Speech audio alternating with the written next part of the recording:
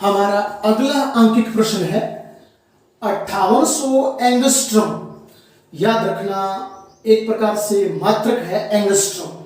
5800 angstrom तरंग दैर्ध्य वाले पीले विकिरण की तरंग संख्या और आवृत्ति ज्ञात कीजिए। यहां एक प्रश्न में दो प्रश्न दिए हुए। तरंग संख्या जिसे v बार से दर्शाते हैं, v बार तरंग संख्या होती है। आवृत्ति आप जानते हो v से होती है, आवृत्ति v और तरंग संख्या v बार।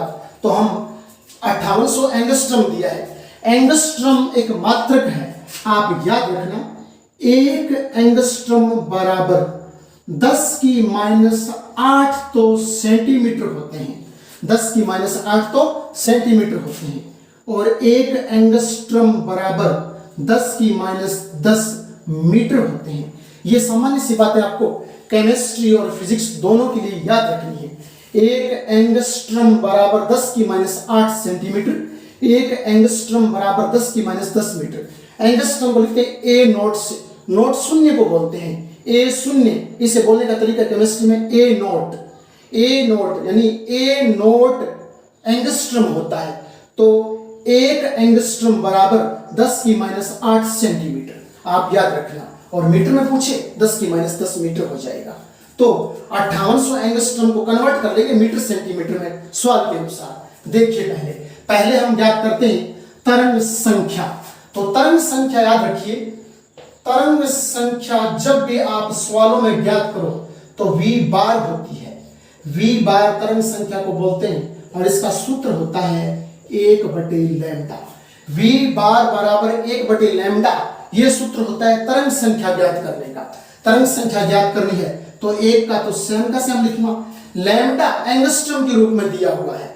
लैम्डा का याद रखना ग्रीक जो प्रतीक है, जो मात्रक है वो है एंगस्ट्रम। तो एंगस्ट्रम को लैम्डा के रूप में लिखा जाता है। जहां जहां आपको लैम्डा दिया हुआ मिले वो एंगस्ट्रम के रूप में हो सकता है। या मैं दूसरे शब्दों में यूं बोलूं कि यहां मात्रक एंगस्ट्रम लिखा है, तो इसका मतलब ये लैम्डा अर्थात तरंग दैर्ध्य की बात कर रहा है। तरंग दैर्ध्य हमेशा यहां और एंगस्ट्रम के रूप में दिया हो सकता है इन सवालों में। तो 1/लैम्डा को हम लिख देंगे 5800 और इसे कन्वर्ट कर लेते हैं मीटर के रूप में। तो मीटर में कन्वर्ट करें 10⁻10 लगा देते हैं तो मीटर में कन्वर्ट हो गया। तो 1/5800 गुणा 10⁻10 मीटर। और जब आप इसे हल करके लिखोगे तो पहले एक बात बता दूं कि इन सारे सवालों में जहां c बराबर आपको ये जो मैं संबंध बता रहा हूं c बराबर v लैम्डा, ये जो मैं आपको संबंध बता रहा हूं, इस संबंध से संबंधित जो सारे सवाल हैं उन सवालों का उत्तर ऐसा आएगा कि उनमें दशमलव के बाद सिर्फ एक अंक होगा। उनमें दशमलव के बाद एक अंक, जैसे सपोज कीजिए कि 2.437 गुणा में आगे ऐसे कुछ भी हो सकता है जैसे, तो आपको दशमलव के बाद पहले एक अंक मिलेगा, दशमलव से पहले एक अंक मिलेगा। इन सवालों का जो उत्तर है वो इस प्रकार से आएगा। तो यहां जो आप हल करोगे वो आ जाएगा 1.724 गुणा 10⁻6 मीटर। ठीक है ना, ये राशि ऊपर जाएगी 10⁻6 मीटर हो जाएगी और इसको हम हल कर लेंगे। तो 1.742 गुणा 10⁻6 मीटर। अब देखिए यहां इस सवाल में जो पर्टिकुलर उत्तर है वो 1 दशमलव, बताइए दशमलव से पहले एक ही अंक है। तो मैंने कहा इस मतलब सूत्र से संबंध रखने वाले सारे प्रश्नों के जितने उत्तर हैं उनमें ऐसा उत्तर आएगा कि उनमें दशमलव से पहले सिर्फ एक अंक होगा। अगर दशमलव से पहले और आपको 2 या 3 उत्तर आप निकाल रहे हो 2 या 3 अंकों में, तो वो गलत माना जाएगा। आप दशमलव से पहले एक अंक एडजस्ट कीजिए तब इनका उत्तर आएगा इन सूत्र से जो संबंधित सवाल है उनमें। तो हमने ज्ञात किया तरंग संख्या। अब हम बात करते हैं तरंग आवृत्ति की। तो आवृत्ति का मैंने सूत्र बताया c = v लैम्डा, ये सूत्र लगता है। तो इसमें आप आवृत्ति v ज्ञात करोगे तो v बराबर क्या हो जाएगा, v बराबर c/लैम्डा। तो अब है आवृत्ति। तो आवृत्ति जब आप ज्ञात करोगे तो आवृत्ति में हो जाएगा आपके v बराबर और c/लैम्डा, v बराबर c/लैम्डा। तो तो v बराबर c बटे लैम्डा में हम सूत्र में वैल्यू रख देंगे। c तो क्या है, प्रकाश का वेग है। तो प्रकाश का वेग कितना होता है, 3.0 गुणा 10 की पावर 8 और मीटर प्रति सेकंड, मीटर प्रति सेकंड। और लैम्डा, जो लैम्डा है तरंग दैर्ध्य, वो देखिए 5800 को हमने कन्वर्ट करके लिखा था किसमें, मीटर में। तो 5800 गुणा 10 की पावर -10 मीटर, ये हम लिख देंगे। और इसको जब आप हल करोगे तो बता चुका हूं उत्तर ऐसा आएगा कि उसमें दशमलव से पहले केवल और केवल एक अंक दिया होगा।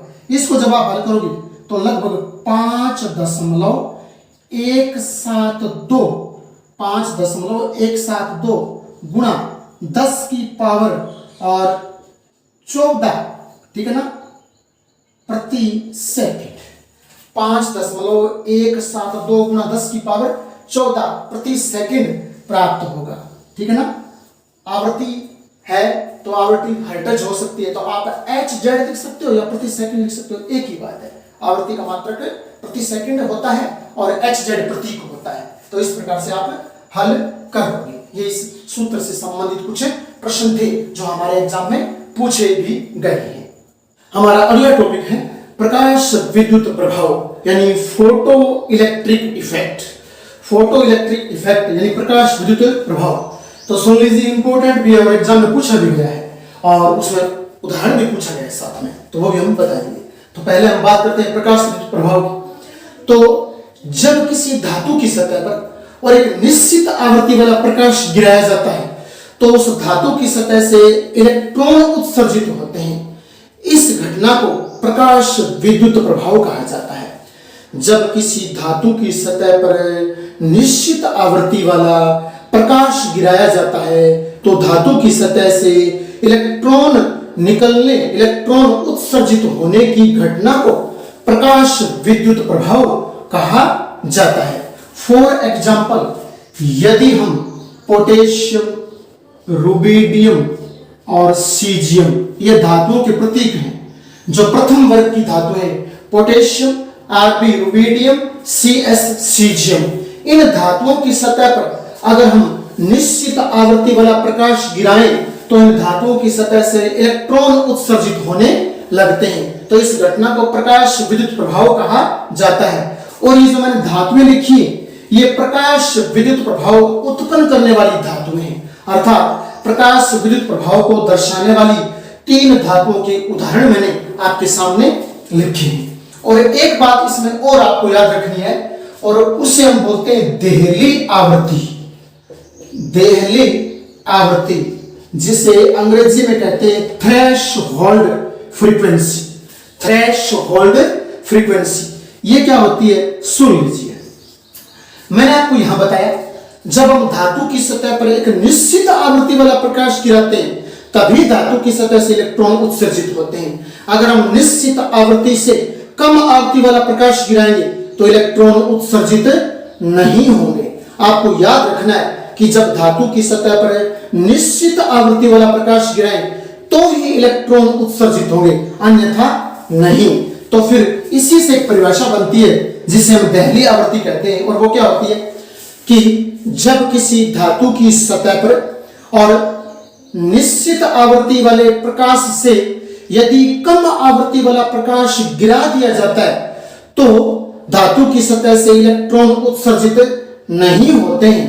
तो इस न्यूनतम आवृत्ति यानी वह न्यूनतम आवृत्ति जो कि इलेक्ट्रॉन उत्सर्जित करने के लिए जिम्मेदार होती है, वह न्यूनतम आवृत्ति, प्रकाश की वह न्यूनतम आवृत्ति जो किसी धातु की सतह से इलेक्ट्रॉन उत्सर्जित करने के लिए जिम्मेदार होती है, तो वह प्रकाश की न्यूनतम आवृत्ति देहली आवृत्ति कहलाती है।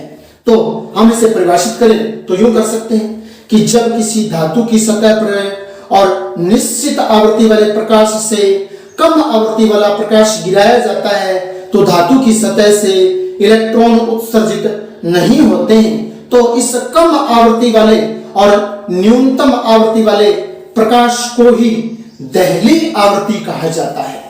देहली आवृत्ति तो वह न्यूनतम आवृत्ति वाला प्रकाश जिसके धातु की सतह पर गिराने से और इलेक्ट्रॉन का उत्सर्जन होता है तो प्रकाश की उस आवृत्ति को दहली आवृत्ति कहा जाता है। इतनी सी बात आपको याद रखनी है।